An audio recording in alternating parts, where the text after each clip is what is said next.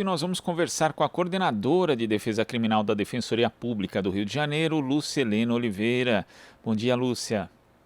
Bom dia aos ouvintes. Obrigada pela oportunidade. Nós que agradecemos, Lúcia. Uma pesquisa que foi divulgada ontem, realizada pela Defensoria Pública do Rio de Janeiro, com base em processos julgados no Tribunal de Justiça do Estado entre os meses de janeiro e junho de 2021, mostrou que chega a 1 ano e 2 meses o tempo médio perdido nas prisões do Rio por quem teve sua vida afetada por erros no uso do reconhecimento fotográfico em delegacias do Estado. O que mais você destaca desse relatório, Lúcia? E que na prática é um documento, uma pesquisa que mostra quantas injustiças podem ser geradas quando se baseia um processo, uma denúncia, uma condenação somente no reconhecimento fotográfico. Bom, primeiro um esclarecimento de que, em verdade, esse é o nosso terceiro relatório. Nós começamos a fazer relatórios voltados para a avaliação de reconhecimento fotográfico em 2019.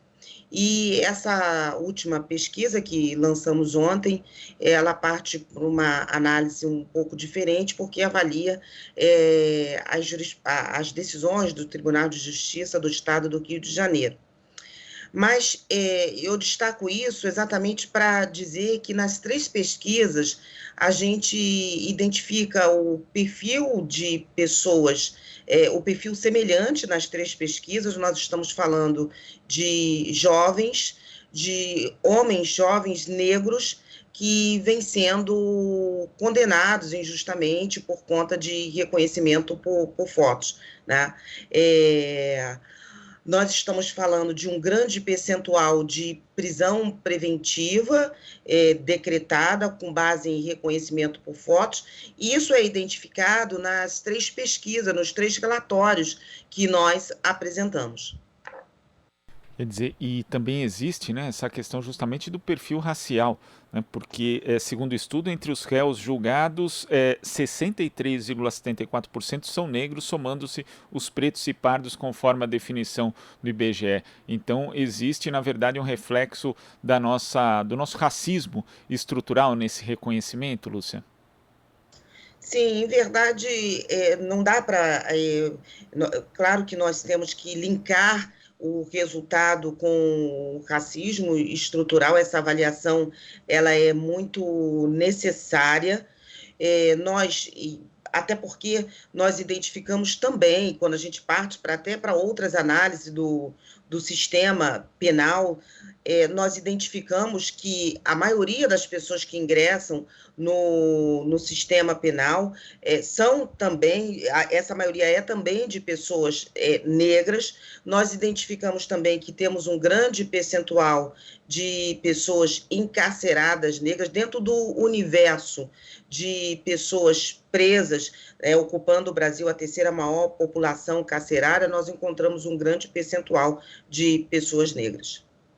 Isso também se alia a outro problema, Lúcia, porque muitas vezes nós temos pessoas, inclusive, que ficam presas por conta do reconhecimento fotográfico sem ter sequer acesso a um julgamento, sem ter uma condenação ali. Então a pessoa já é decretada uma prisão provisória ou preventiva e ela fica ali. Depois que sai, às vezes, inclusive, ela nem chega a ser condenada, mesmo que ela seja absolvida, ela já cumpriu um tempo de prisão e esse tempo não tem como recuperar. Não, esse tempo, ela é presa preventivamente, é uma prisão que a gente chama de cautelar, né?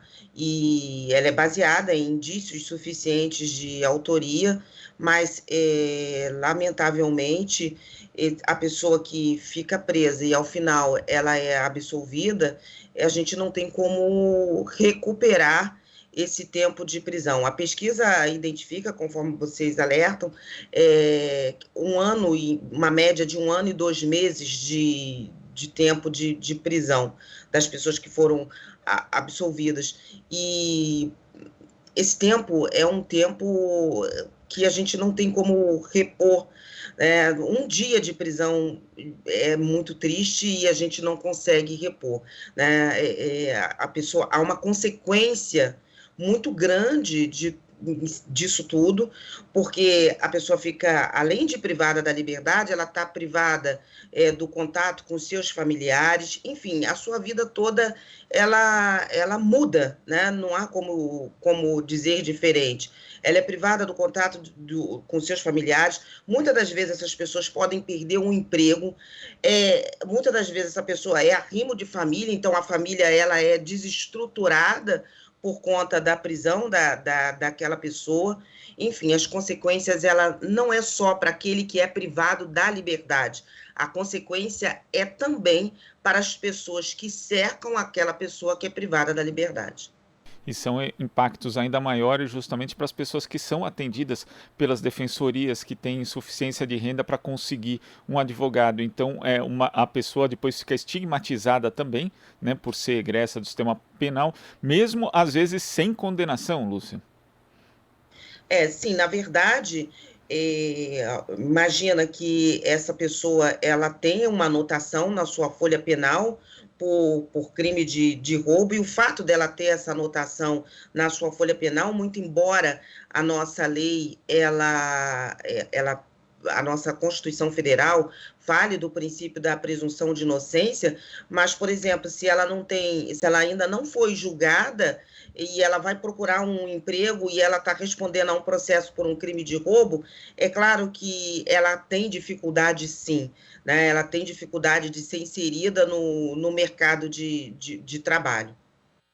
Agora, o STJ, pelo menos até um levantamento que foi divulgado no início do ano, já tinha pelo menos 90 decisões proferidas desde que a sexta turma reformulou a jurisprudência que predominava até então, assentando o entendimento de que a inobservância do artigo 226 do Código Penal, do Código de Processo Penal, invalida o reconhecimento do acusado feito na polícia, não podendo servir de base na condenação. Inclusive, Lúcia, tem aqui um trecho de uma decisão do relator ministro José Esquete Cruz, relator de um habeas corpus, que dizia a respeito a isso, afirmando que o reconhecimento pessoal, embora válido, não pode induzir por si só a certeza de autoria delitiva, exigindo provas adicionais. Por que o Tribunal de Justiça do Rio de Janeiro e também outros tribunais de justiça acabam desrespeitando a jurisprudência estabelecida pelo STJ e continuam confirmando esse tipo de condenação que muitas vezes acontece na primeira instância, Lúcia? Sim, na verdade, nós temos uma orientação jurisprudencial, mas a lei ela acaba permitindo, a nossa legislação ela ainda não é suficiente para que a gente possa coibir por completo essa prática. Então, a lei acaba permitindo entendimentos diferenciados, a gente precisa, em verdade, para que essa prática ela possa ser banida do nosso sistema, possa ser revista, a gente precisa de uma legislação que seja clara o suficiente para coibir os reconhecimentos fotográficos feitos de forma equivocada e de forma injusta. A orientação jurisprudencial nos ajuda muito, sem dúvida nenhuma. Nós temos o Conselho Nacional de Justiça se debruçando sobre boas práticas, estudando boas práticas para o reconhecimento fotográfico, ao qual eu, inclusive, faço parte, né? Mas a gente precisa, isso por si só, né, embora nos ajude muito, a gente precisa que tenha um texto de lei onde seja feito de forma clara, né, seja regulado de forma clara o reconhecimento de pessoas. O álbum de suspeitos, que muitas das vezes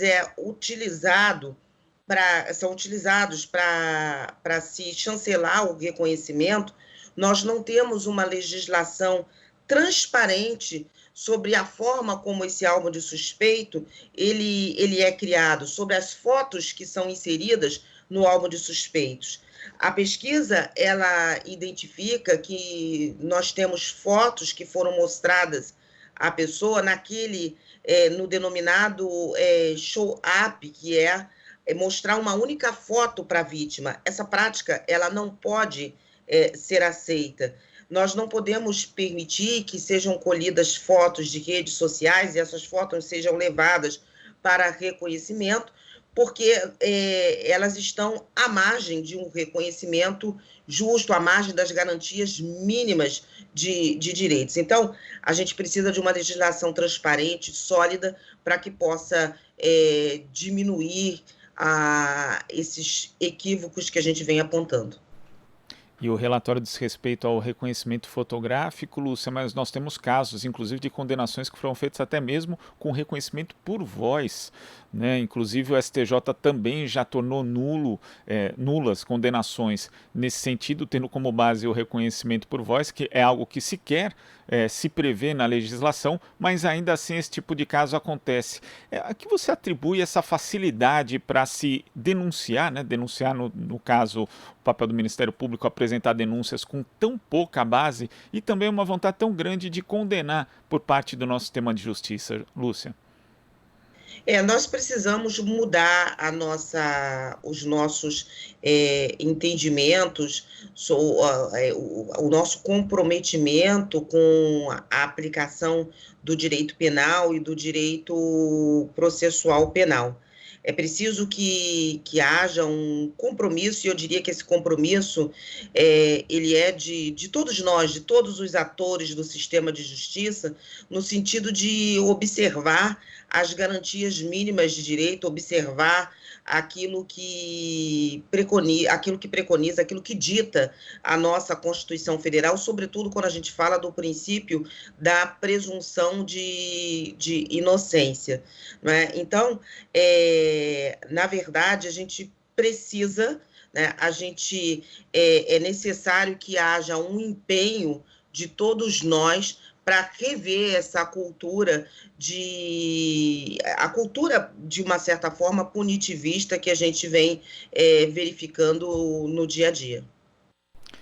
Lúcia, eu queria agradecer a sua participação aqui no Jornal Brasil Atual de hoje. Muito obrigado e até a próxima. Eu que agradeço, a Defensoria Pública agradece a oportunidade e até uma próxima. Muito obrigada. Nós que agradecemos.